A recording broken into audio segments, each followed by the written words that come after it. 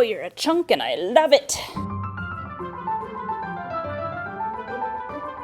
So the last couple times that I've gone to Remainders, the crafting thrift store in Pasadena and my happy place, I've gotten some good stuff, but I haven't done like my typical fabric haul. Gasp! They have like basically 3 aisles of Remnant fabric. They kind of separate it out into like woven and drapery, upholstery, knit, stuff like that, but it's all just like thrown into tubs. And the deal is that you can stuff a grocery bag like so, and anything that you fit in here, as long as the handles can meet at the top, $15. Earlier this year, they started a BOGO on the Remnant fabric, so you get 1 bag for $15, you automatically get a second bag for free. And then they've basically made that permanent because I think they get so much Remnant fabric. They're just like, somebody please buy this. That somebody is me.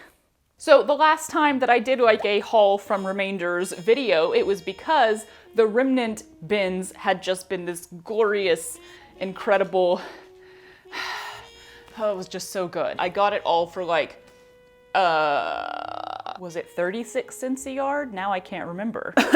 Let me just look it up on my own channel. 35 cents a yard. Also, I'm wearing the same shirt in this video. It must be a thing. I get a fabric haul, I wear this shirt. But yeah, on my last couple trips there, the Remnant bins, I dug through them a bit, but like nothing was just reaching out and grabbing me by the throat.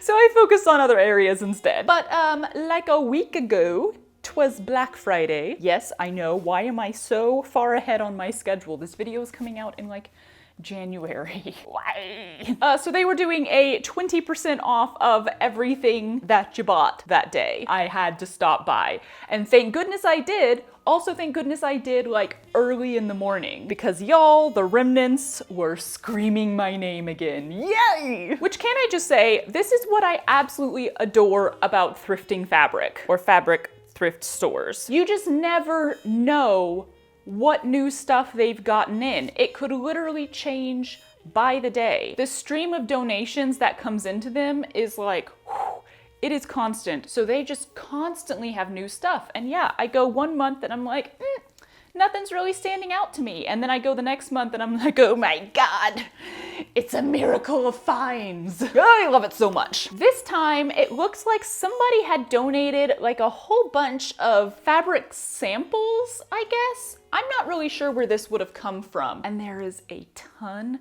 of lace. I got 6 bags of remnants. I was gonna cut myself off at 5, but then like that 6th one is free, so why would you not get it? So because of the BOGO and the Black Friday sale, I got all 6 bags, all of this fabric for like a little bit over $40, right? Did I do my math right? Wouldn't it be $40.50? I will let Editing Charlie confirm that because I don't feel like doing the math right now. Y'all, what the crap? How am I this bad at math? It is obviously $36, not $40.50. That's only 10% off and it was 20% off.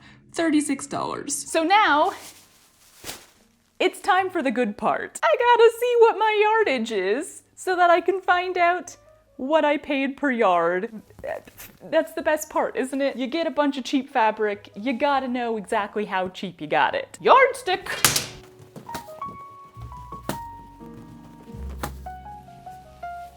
Ta-da!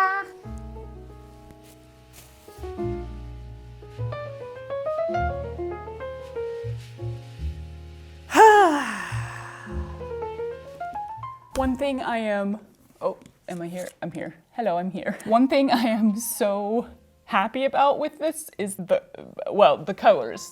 The colors, y'all. I mean, I got some good black stuff, some great gray stuff, a lot of cream lace, but also, look at the colors!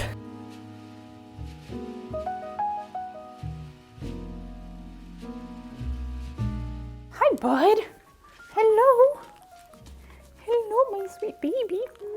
Mwah. You're framed better than I am. Oh, let's do the lace last. Y'all, I have not sewn much with lace, but I'm gonna have to think of some lacy projects.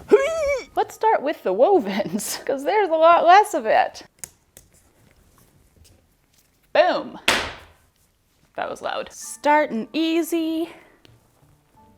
I'm gonna call that 1 yard, which I think is what you kind of expect to find in a remnant bin, is like 1 yard or less pieces. And what I love about the Remainders remnant bins is that you find much bigger pieces in there. I can't remember what the biggest one I found was, but I wanna say it was like 4 yards. So these pieces are easily like tops, shorts, stuff like that. And then I can often get full skirts, even dresses out of them. And then just a lot of times I end up mixing and matching, adding the pieces together. So you can do a lot with fabric remnants, especially if you're getting them this cheap. This feels very, what, 80s? The traditional browns. But hey, I am at least considering the possibility of adding more brown to my wardrobe. As I discovered recently, there's not much there. 1, 2, 2.5. And then these are some of like the remnant sample things that I was talking about. Like I have 5 pieces of woven gray fabric here that I should probably burn test because I'm pretty sure this is not polyester for once. I think it is actually, I don't know, cotton, but they're all slightly different shades. I don't know, those two might be the same. Who knows what I can do with those? This one feels a little bit heavier. Ooh, it's a twill. I actually know what a twill looks like because I embroidered on twill for a long time.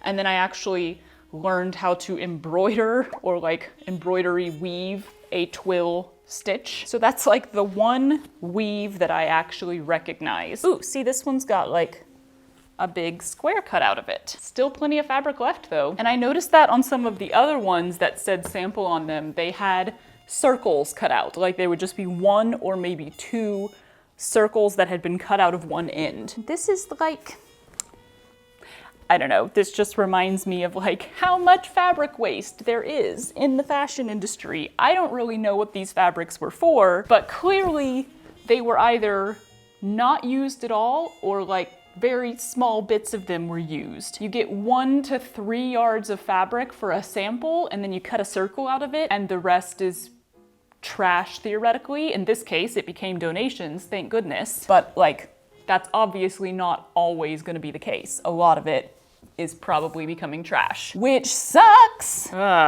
Static has arrived. We'll call that 1. All right, that's the wovens.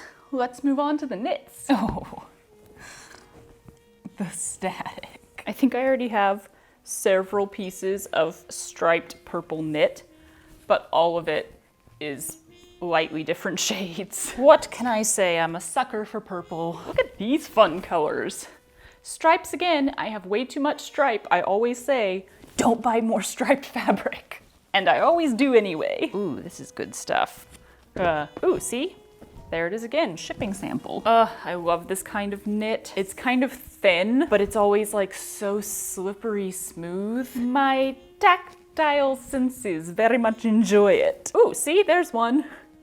Just 1 circle cut out of it. I don't know. If anybody from the fashion industry is watching and knows what a shipping sample is and why there's a circle cut out of it, do tell me in the comments. I'm genuinely fascinated. Slightly saddened, but also fascinated. And also happy because this stuff ended up in donations and I got to bring it home for incredibly cheap. Yay! 1, 3, 4.25 yards of fabric, y'all.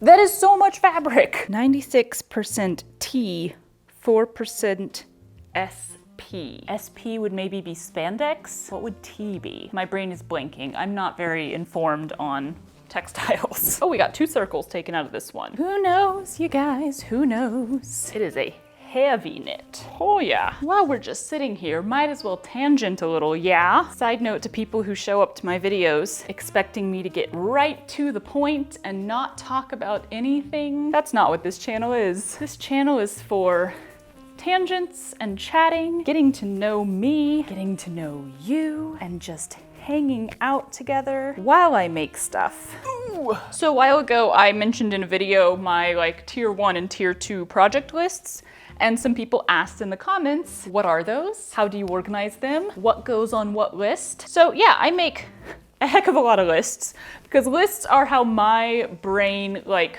organizes and processes life in general. So when it comes to projects and videos and this channel, I guess. I first of all have a master list of all of my ideas. Every video, every project I want to do, every new craft or art style that I want to try, all on this one list. It's neatly categorized and everything, but it is also long. At this point, I think there's probably at least 200 entries on that list, ideas on that list.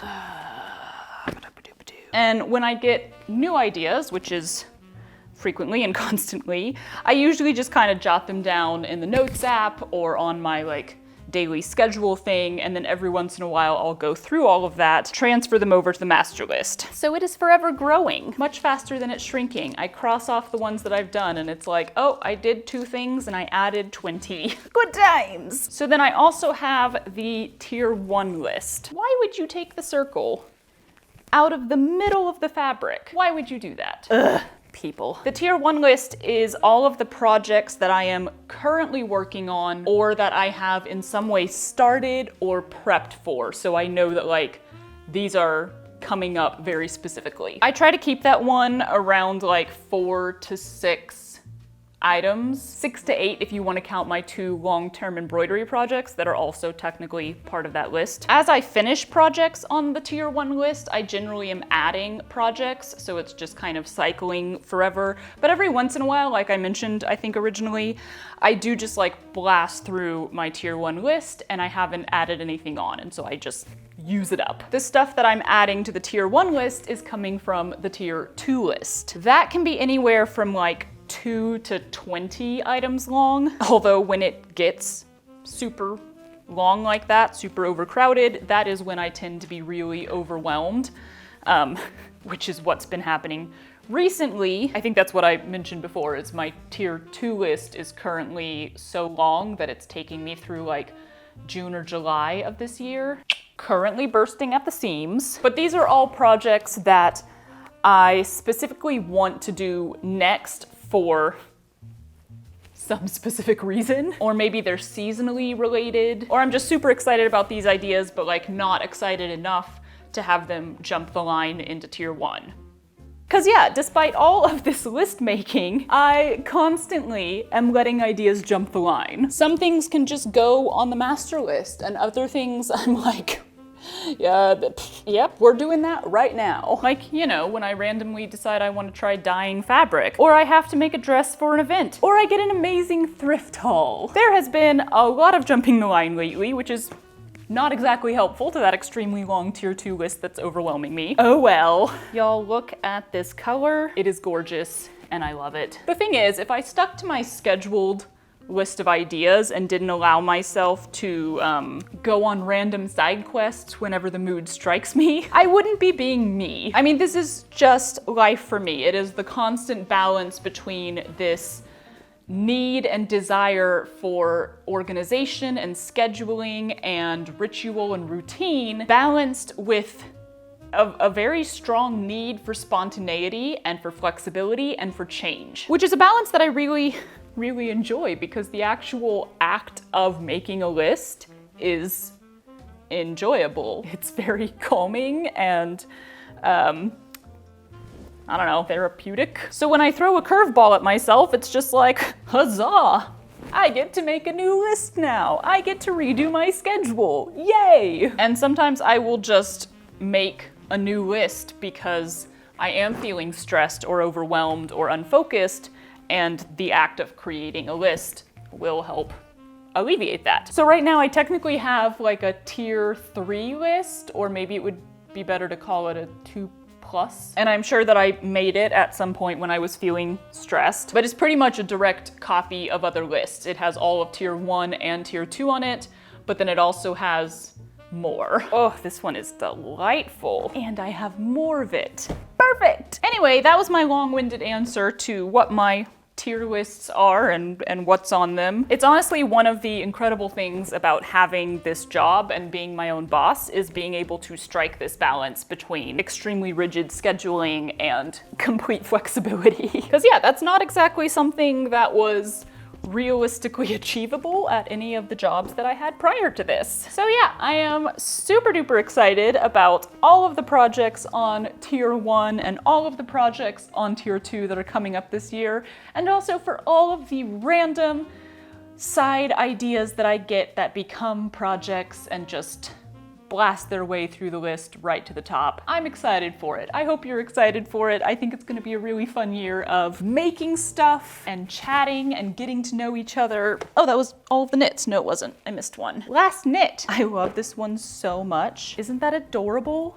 / gorgeous? On to the lace. Lace. I think some of it is stretch lace, some of it is woven lace. Yeah, there's a variety in here. If you have lace project ideas for me, do let me know. I'll add them to the master list. Oh, that's a side list that I have. I actually do have a mini side list that is everything you guys have asked me to do in the comments. I cannot guarantee that I will ever get to all of them, but yeah, if you make a specific request in the comments and I see it, because I don't always see everything, but if I happen to see it, it goes on a mini list of its own for me to sometime at some point maybe do in the future. Mini lists, little bits of dopamine. Look at this lace. I love this. So I have 1, 2, 3, 4, 5 different colors, and it's all this same lace with the white stripe in it. It's so pretty because it's not like your average floral lace. I love that it's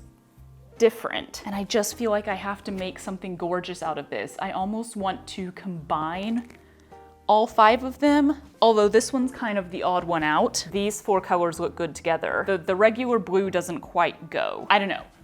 I love these so much. I was so happy to find them. I mean, look at that color. Ooh, it's way brighter. Isn't it so fun when you get a fabric because you're like, oh, I like that, that's pretty, and then you unfold it and you realize you've been looking at the back side of the fabric and it's like, it's even prettier. Oh, this is 2 pieces. Oh, this is 2 pieces too. Magic. So altogether, I have like over 8 yards of this stuff just in a bunch of various pieces and colors. So what could I do with all of that? Wowzers, gorgeous. I don't think I've ever seen lace like this with so many different bright colors on it. I did feel like after bringing this all home, I was like, should I start making lingerie? I'd be more interested in making dramatic negligees. Pink? Ooh, it's so floaty. Ooh, but y'all, getting like mermaid vibes big time. This one feels very seafoamy. Which one? Which one? No, I don't even have a concept of how much lace like this costs at, you know, Joann or something, because I never go look at the prices in that section because I assume it's more than I'm willing to pay. We're on to the boring colors. This one's really pretty. It almost reminds me of like a dandelion poof. I've got 3.5 yards of it. That's enough for something interesting. Then there was the cream. Tan, beige. Definitely not as exciting of a color, but I figured why pass it up? It's all that exact same kind of lace as this stuff here, but there are slight color variations. Like these 2 are slightly darker. These 4 maybe all look the same. Maybe that one is slightly different. Yeah, it feels like somebody was like, bye. It feels like they were, you know, trying to find out exactly what shade they wanted and were literally down to just the minutest difference between each. The black, on the other hand, these are a bunch of different kinds of lace. So this one matches this style of lace here. Like these 3 seem the same, and then these 2 are the same. And don't really have to worry about the difference of color here. They're all black, so wahoo. But yeah, let's just blast through this real fast.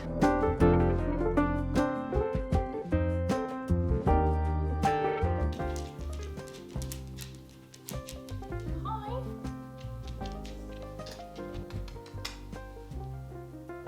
Are you a pretty, pretty princess? I love you.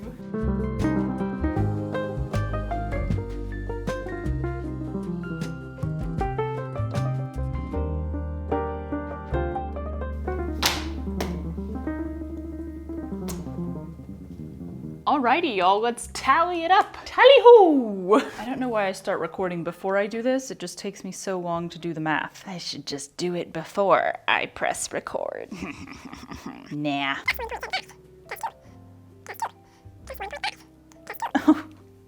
Okay. Well, we already have 48.25 yards of just the lace, so good times. 10.25 yards of woven material. I'm always a little lighter on that because y'all know I'm a knit girl.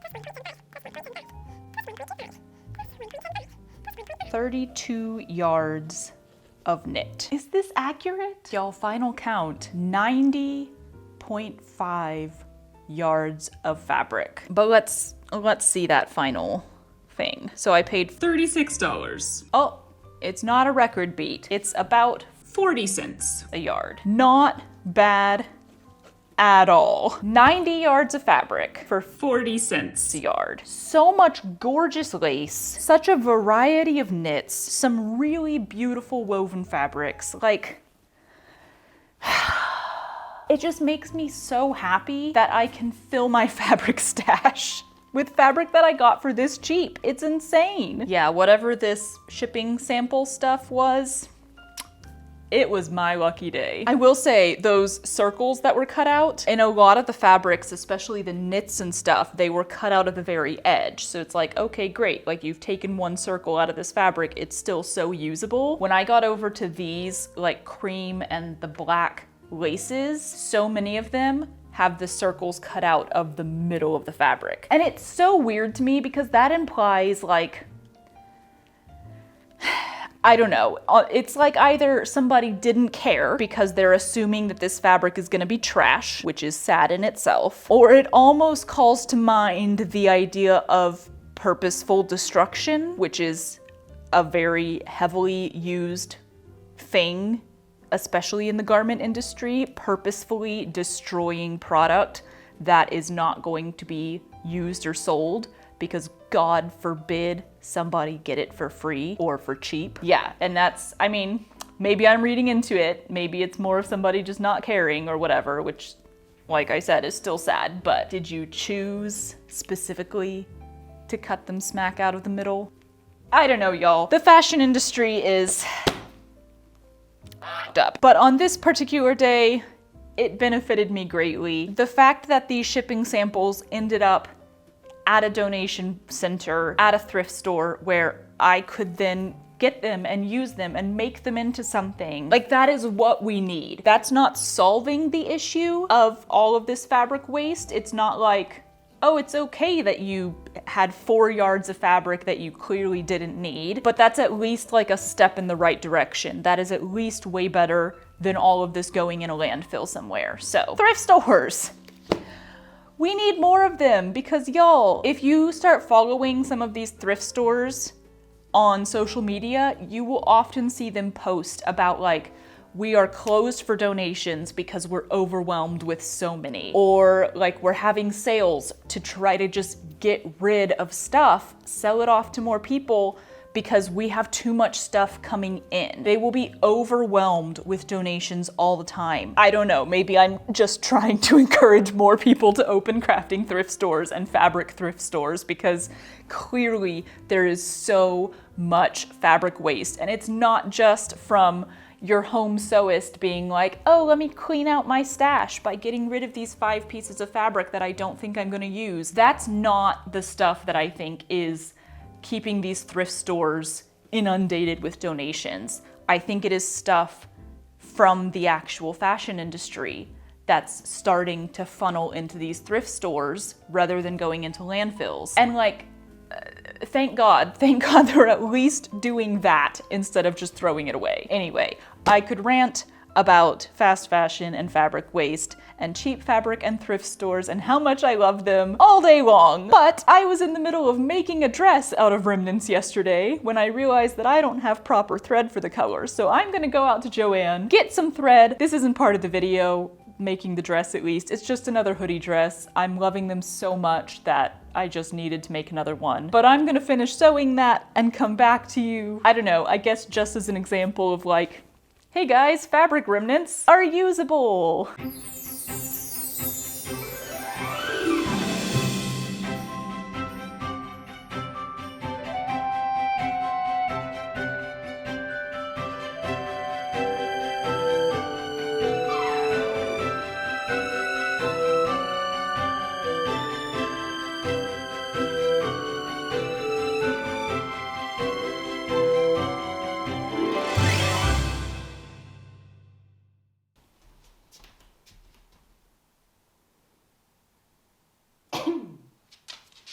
Sir. Oh, big paws. Oh, y'all. So obviously, this dress is not what this video is about. There is no video about this. I just happened to be making it when I started filming this video. But I thought it tied in perfectly because this, though it didn't come from this remnant haul, is completely made of remnants from remainders. I was considering pulling like some of this cream fabric or some of the black knit that I got out of here and like toning down the bright purple. But thanks to an Instagram poll, everyone was like, no, go bright, go crazy. So I did. This tropical fabric I think comes from one of my like first trips to remainders because I think at this point I would not buy this anymore. It's a very loud fabric, y'all. I love a pattern, but I kept looking at this in my fabric stash and being like, when am I gonna use that? And it goes perfectly on this dress. Somebody said the colors were giving them Frozen vibes and Christmas vibes, and I was like, despite the tropical nature of the fabric, I see that, I get that. Also, I freaking love this dress. Anyway though, thank you for joining me for a fabric haul. Give me your suggestions of what I should make with any of this if it like stood out to you, particularly with the lace, because yeah, I don't really have any ideas. I'll see you next week. I see what's happening here. Oh, there's a smashed mosquito. Gross. Oofity poofity. So because, stay there. So, ooh, that did not feel good. You're so cute, but you kind of look like a mother pig.